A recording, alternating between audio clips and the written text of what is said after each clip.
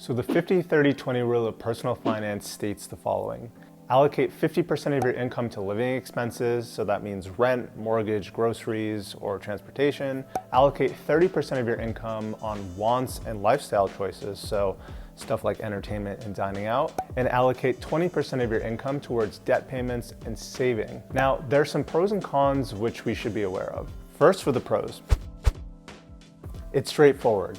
It provides an easy way to categorize your expenses into 3 buckets, and you'll learn where your money goes each month. It also gives you a general benchmark to play around with the percentages based on your savings tolerance and your willingness to keep costs of living low for the benefit of saving. And as for the cons, well, honestly, I think they outweigh the pros. And for me, that's where the 50-30-20 rule really starts to break down. Hey everyone, I'm Neil from Roundup Save. If you're new here, we learn to demystify money so we can build wealth that lasts. So before we get back to it, please remember to like the video as it really helps out the channel. Thanks so much. All right, let's get back to the cons. Savings last versus first. So the 50-30-20 rule places an emphasis on savings last versus first. In my opinion, it's better to pay yourself first by putting money away in savings before or as soon as it hits your checking account. For example, that means putting money away into retirement accounts like a 401k or a Roth IRA, and maybe a health savings account as well to pay for medical expenses completely tax-free. The 50-30-20 rule just may not be feasible depending on your income level. So say for example, you make $30,000 a year and you live in New York City. Your rent alone may be well over 50% of your income, or $15,000 per year. And trust me, I lived in New York City and that wouldn't even get you a shoebox these days. So the rule also stops making sense the more income you make. So for example, unless you've decided to start a family or you decide to start dining out only at high-end restaurants, or maybe you're struck by lightning and decide to start buying everything organic from Whole Foods, your grocery bill doesn't really grow as much as your income is gonna grow. So say you make 50 grand a year and you spend 10% of that on food. That comes out to $5,000, right? Annually, which is fairly reasonable. But say you get a giant raise at work and you make $500,000 a year. If you continue to spend 10% of that on food, that comes out to 50 grand a year, which is completely absurd. That pretty much comes out to about $1,000 a week just on groceries and dining out. So I personally think that the 50-30-20 rule allocates too much to lifestyle choices, and just because you have 30% of your income available to spend, that doesn't mean that you should, or said another way, it's not that it's necessarily going to make you any happier in the long run. And finally, the rule, in my opinion, is too general and doesn't really give you a pathway to even get to the 20% to put towards debt and savings. Instead of the 50-30-20 rule, here's what I've personally found to be a better approach for me through some trial and error.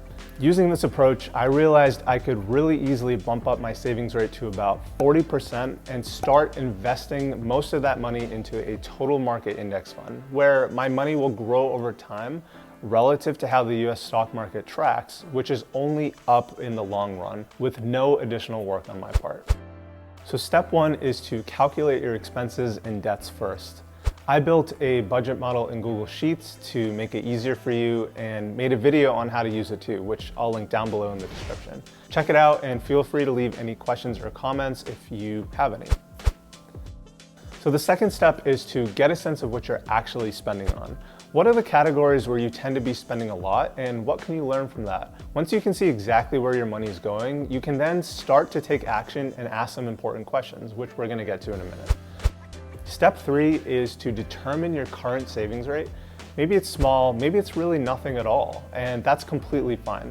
The point of this exercise is awareness first and action second. Okay, great. So now that you have a sense of where your money is actually going and your current savings rate, you can start to ask some important questions around fixed and variable expenses. So your fixed expenses are things like housing, groceries, and transportation, and your income will ultimately inform what your savings rate could be.